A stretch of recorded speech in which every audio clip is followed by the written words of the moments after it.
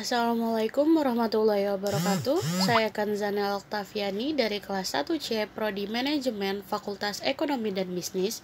Pada hari ini, saya akan membacakan jurnal ringkasan tentang peningkatan pemahaman hukum investasi mata uang kripto di Indonesia. Yang pertama ada abstrak.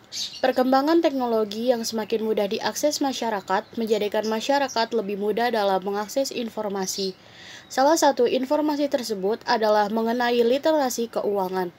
Semakin banyak masyarakat Indonesia yang memahami konsep investasi, khususnya para milenial yang sehari-hari sudah tidak asing dengan gadget. Salah satu bentuk investasi yang sedang booming akhir-akhir ini adalah investasi mata uang kripto.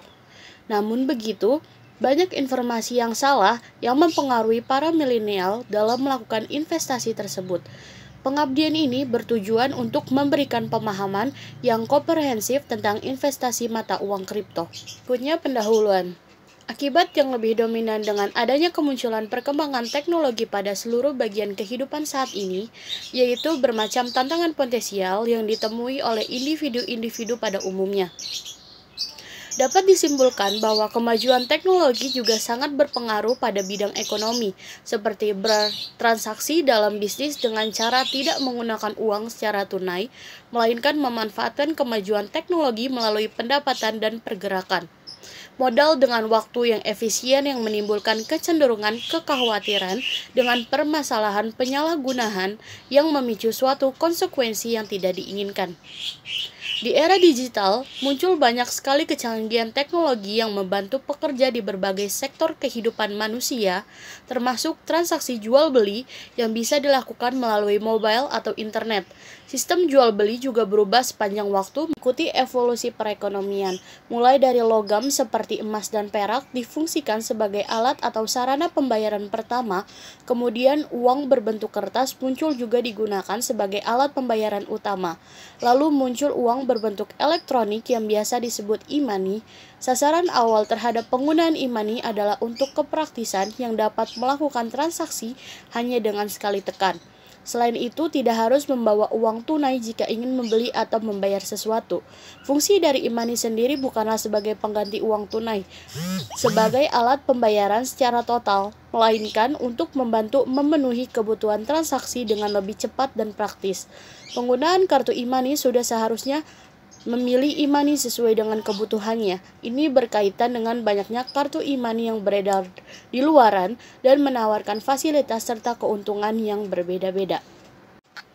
Di Indonesia sendiri, mata uang kripto atau cryptocurrency sudah perlahan masuk ke ranah bisnis dan perekonomian. Namun, cryptocurrency di Indonesia belum dijadikan sebagai mata uang melainkan sebagai suatu komoditas. Berbeda dengan mata uang pada umumnya, mata uang kripto atau cryptocurrency tidak diawasi oleh Otoritas Jasa Keuangan atau OJK, melainkan diawasi oleh Badan Pengawas Perdagangan Berjangka Komoditif atau BAPEPTI. Kementerian Perdagangan tanggapan Indonesia mengenai mata uang kripto bisa dinyatakan belum jelas. Pada tahun 2014, BI atau Bank Indonesia telah mengeluarkan konferensi pers yang menyatakan mata uang kripto, khususnya Bitcoin, tidak menjadi alat pembayaran yang sah. Tentunya aturan masih bisa berubah selama mata uang digital tersebut mampu memiliki aspek yang baik, tidak menutupi kemungkinan ke depannya hal tersebut akan diperbolehkan. Tapi sampai sekarang indikasinya masih tergolong spekulatif. Intinya, Bank Indonesia melarang mata uang kripto tersebut untuk difungsikan sebagai media atau alat pembayaran. Terkait transaksi yang bersifat individu, itu hak asasi manusia. Tapi pihak Bank Indonesia memperingatkan agar tidak membeli. Belum diakuinya mata uang kripto sebagai mata uang yang sah memang bertujuan agar melindungi masyarakat yang ditakutkan berdampak sistemik dan kerugian, terutama juga mengingat tentang rendahnya tingkat pemahaman finansial masyarakat Indonesia yang tergolong rendah.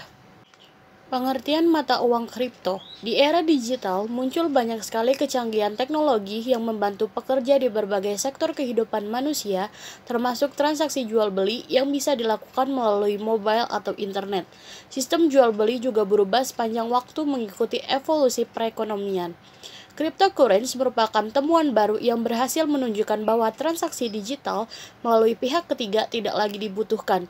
Prinsip-prinsip di dalam keuangan diantaranya seperti keterbukaan, ketetapan, dan kecepatan transaksi, serta biaya transaksi yang lebih murah, keamanan tanpa harus terpotong oleh suatu nilai tertentu di luar kendali dari pihak ketiga telah terpenuhi melalui mekanisme transaksi yang hadir melalui cryptocurrency.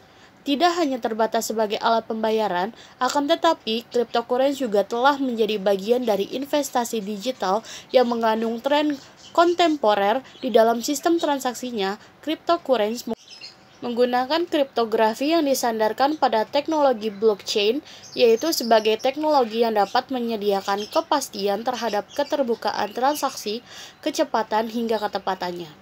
Eksistensi mata uang kripto di Indonesia. Di era ini, terdapat banyak sekali jasa yang menyediakan uang digital dan berlomba-lomba menerbitkan uang digital ini. Cryptocurrency merupakan mata uang alternatif yang bernilai. Mata uang tersebut dihasilkan dan diperjualbelikan melalui proses kriptografi.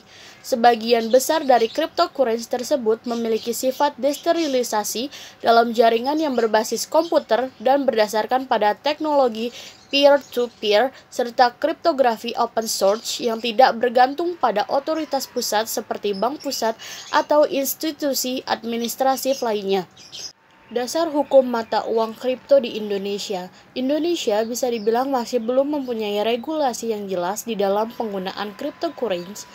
Bahkan kadang pemilik atau pengguna dari cryptocurrency itu sendiri sering dikaitkan dengan transaksi hasil dari suatu tindak pidana. Bisa dikatakan regulasi yang ada saat ini belum melindungi sepenuhnya keberadaan serta penggunaan cryptocurrency di Indonesia dari segi perlindungan hukum dan pemungutan pajak negara. Peraturan yang mengatur tentang alat pembayaran yang sah di Indonesia diatur dalam Undang-Undang Nomor 7 Tahun 2011 tentang mata uang, atau selanjutnya Undang-Undang Mata Uang. Merujuk pada ketentuan dalam Pasal 1 Angka 2 Undang-Undang Mata Uang, ditentukan bahwa uang adalah alat pembayaran yang sah. Undang-Undang Mata Uang juga secara gambling dan tegas menentukan bahwa mata uang yang dikeluarkan oleh Indonesia adalah rupiah, sebagaimana ditentukan dalam ketentuan Pasal 1 Angka 1 Undang-Undang Mata Uang. Implikasi yuridis penggunaan mata uang virtual Bitcoin sebagai alat pembayaran dalam transaksi komersial atau studi komparasi antara Indonesia-Singapura. Ketentuan dalam Pasal 21 Ayat 1 Undang-Undang Mata Uang, rupiah wajib digunakan dalam setiap transaksi yang mempunyai tujuan pembayaran, penyelesaian kewajiban lainnya yang harus dipenuhi dengan uang atau transaksi keuangan lainnya yang dilakukan di wilayah Negara Kesatuan Republik Indonesia. Bank Indonesia bahkan sempat menyatakan bahwa Bitcoin dan virtual currency lainnya bukan merupakan mata uang atau alat pembayaran yang sah di Indonesia, sebagaimana disampaikan dalam pernyataan Bank Indonesia dalam siaran pers Bank Indonesia nomor 16/6 dengan judul Pernyataan Bank Indonesia terkait Bitcoin dan virtual currency lainnya. Kesimpulan, cryptocurrency merupakan temuan baru yang berhasil menunjukkan bahwa transaksi digital melalui pihak ketiga tidak lagi dibutuhkan. Prinsip-prinsip di dalam keuangan diantaranya seperti keterbukaan, ketepatan, dan kecepatan transaksi, serta biaya transaksi yang lebih murah, keamanan tanpa harus terpotong oleh suatu nilai tertentu di luar kendali dari pihak ketiga telah terpenuhi melalui mekanisme transaksi yang hadir melalui cryptocurrency. Hingga saat ini di Indonesia bisa dibilang masih belum mempunyai regulasi yang jelas di dalam penggunaan cryptocurrency. Bahkan kadang pemilik atau pengguna dari cryptocurrency itu sendiri sering dikaitkan dengan transaksi hasil dari suatu tindak pidana. Bisa dikatakan regulasi yang ada saat ini belum melindungi sepenuhnya keberadaan serta penggunaan cryptocurrency di Indonesia dari segi perlindungan hukum atau pemungutan pajak negara. Banyak masyarakat Indonesia yang masih belum memahami konsep investasi dengan baik. Hal ini menjadi sebab banyaknya investasi masyarakat yang salah kaprah dalam memahami investasi mata uang kripto. Hal ini karena banyaknya informasi yang beredar adalah salah atau hoaks. Sekian pembacaan ringkasan jurnal dari saya. Kurang lebihnya mohon maaf. Wassalamualaikum warahmatullahi wabarakatuh. Terima kasih. Sampai ketemu lagi ya. Dadah.